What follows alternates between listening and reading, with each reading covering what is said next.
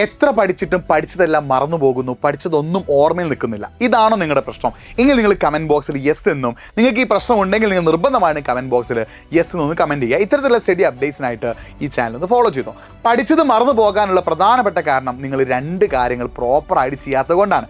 ഒന്ന് പ്രോപ്പർ റിവിഷനും, രണ്ടാമത് ആക്റ്റീവ് റീകോളും. നിങ്ങൾ പരമാവധി സമയമെടുത്ത് 5-6 മണിക്കൂർ എടുത്ത് പഠിക്കുന്നുണ്ടാകാം, പക്ഷേ ആ പഠിച്ച കാര്യങ്ങൾ പിന്നീട് നിങ്ങൾ റിവൈസ് ചെയ്യുന്നില്ല, ആക്റ്റീവ്ലി റീകോൾ ചെയ്യുന്നില്ല. നിങ്ങൾ പ്രോപ്പർ റിവിഷൻ നടത്തുകയാണെങ്കിൽ, ആക്റ്റീവ്ലി റീകോളിംഗ് നടത്തുകയാണെങ്കിൽ നിങ്ങൾക്ക് പഠിച്ച കാര്യങ്ങൾ എപ്പോഴും ഓർത്തെടുക്കാൻ സാധിക്കും. അപ്പോൾ എന്താണ് ആക്റ്റീവ് റീകോൾ എന്നറിയാൻ ആഗ്രഹമുണ്ടെങ്കിൽ nafi.edupod എന്ന ഇൻസ്റ്റാഗ്രാം പേജിലേക്ക് ഒന്ന് മെസ്സേജ് അയച്ചോ. ഞാൻ അതിൻ്റെ വീഡിയോ ഓൾറെഡി ചെയ്തിട്ടുണ്ട്.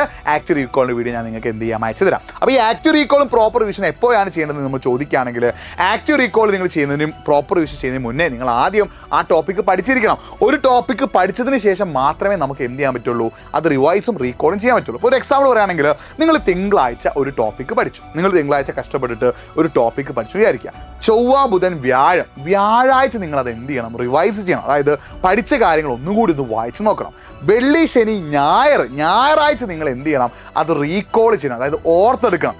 റിവിഷൻ ചെയ്യുമ്പോൾ നിങ്ങൾ ചെയ്യേണ്ട പരിപാടി എന്താ, ടെക്സ്റ്റ് ബുക്കിൻ്റെ സഹായത്തോടു കൂടി അല്ലെങ്കിൽ നോട്ട്ബുക്കിൻ്റെ സഹായത്തോടു കൂടി നോക്കി വായിക്കുകയാണ് നിങ്ങൾ റിവിഷൻ ചെയ്യുക. പക്ഷേ ആക്റ്റീവ് റീകോൾ എന്ന് പറഞ്ഞാൽ എന്താ, ഒരു സ്റ്റഡി മെറ്റീരിയൽ ഇല്ലാതെ നമ്മുടെ തലച്ചോറിൽ എന്താണോ ഉള്ളത് അതിന് നമ്മൾ ഓർത്തെടുക്കാൻ ശ്രമിക്കുന്ന പരിപാടിയാണ് എന്ത്, ആക്റ്റീവ് റീകോൾ. അപ്പോൾ നിങ്ങൾ ഒരു 3 ദിവസത്തെ ഗ്യാപ്പിൽ പ്രോപ്പർ റിവിഷനും 7 ദിവസത്തെ ഗ്യാപ്പിൽ ആക്റ്റീവ് റീകോൾ നിങ്ങൾ നടത്തുകയാണെങ്കിൽ നിങ്ങൾക്ക് പഠിച്ച കാര്യങ്ങൾ വീണ്ടും വീണ്ടും ഓർത്തെടുക്കാൻ പറ്റും. അപ്പോൾ തിങ്കളാഴ്ച പഠിക്കുന്ന കാര്യങ്ങൾ ഒരു 3 ദിവസം കഴിഞ്ഞ് നിങ്ങൾ എന്ത് ചെയ്യണം, റിവൈസ് ചെയ്യണം. ഒരു 7 ദിവസം കഴിഞ്ഞ് നിങ്ങൾ റീകോളും ചെയ്യണം. ഈ രീതിയിൽ പഠിക്കുകയാണെങ്കിൽ നിങ്ങൾക്ക് പഠിക്കുന്ന കാര്യങ്ങൾ ഒരിക്കലും മറന്നു പോകില്ല, എപ്പോഴും ഓർത്തെടുക്കാനും സാധിക്കും. അപ്പോൾ ഈ ഒരു കാര്യം ഇനിയും നിങ്ങൾ സെറ്റാക്കാതിരിക്കരുത്. ഇനിയും നിങ്ങൾ പ്രോപ്പർ റിവിഷനും ആക്റ്റീവ് റീകോളും ചെയ്യുന്നില്ല, ഇത് രണ്ടും ചെയ്യാതെയാണ് നിങ്ങൾ പഠിക്കുന്നതെങ്കിൽ നിങ്ങൾക്ക് ഇനിയും പഠിച്ചത് മറന്നു പോകാനുള്ള ചാൻസ് ഉണ്ട്.